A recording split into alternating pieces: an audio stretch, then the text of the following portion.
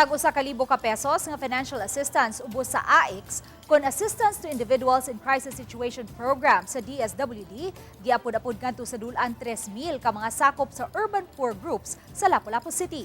Ani ang report. Sa yuganihang buntag, midagsa sa Hoops Dome sa Lapu-Lapu City ang mga miyembro sa mga urban poor groups sa nagkadaiyang barangay. Bit-bit nila ang Certificate of Residency gikan sa ilang barangay ug photocopy sa ilang valid ID nga mo'y rekisito aron makaklaim sila sa financial assistance gikan sa DSWD. Matod ni Attorney Apple Joy Collados, Chief of Staff sa Lapu-Lapu City Loan District Office, nga dul-an sa 3,000 ka mga miyembro sa urban poor groups ang makadawat og tag-usa ka libo ka pesos nga financial assistance ubos sa Assistance to Individuals in Crisis Situation Program sa DSWD. Is payout ni for financial assistance under the AICS program, under sa funds ni Kong. Actually, kani nga budget is spillover ni siya since from last year. So kani siya dapat gi-payout ni siya last year, but tungod kay nakat-offan ta last year, so karon gi-continue ni DSWD. Usa sa mga milinya, ang 33 anyos nga si Jenaline Tuyor, miyembro sa Kasya Urban Bangkal Homeowners Association Incorporated.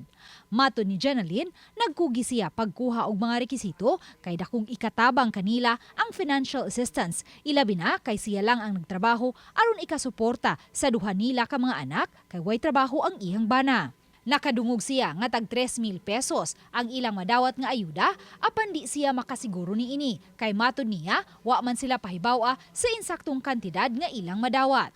Hinuon iyang gibutyag nga nagkasinabot na sila sa ilang asosasyon nga kaltasan og tag 500 pesos ang madawat nilang financial assistance.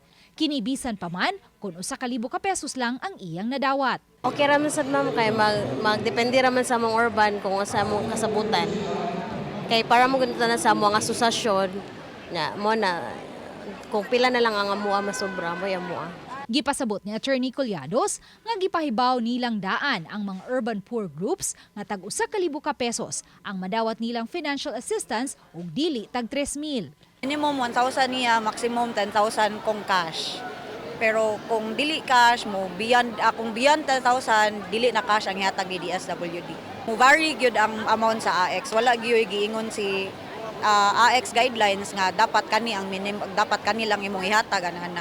Wala muluwat og pamahayag ang mga taga DSWD nga nangu sa pagpangapod-apod sa financial assistance. Usa ang AICS sa mga programa sa DSWD nga nakakuha og exemption gikan sa COMELEC sa election ban. Hinuon atol sa distribution sa financial assistance ganihang buntag, way mga local officials nga mitambong ug wala usay gipangbutang nga mga tarpaulin nga nagpatik sa ilang mga pangan ug mga hulagway. Uban ni Marlon Melgazo, Luan Merondina, Balitang Bisdak.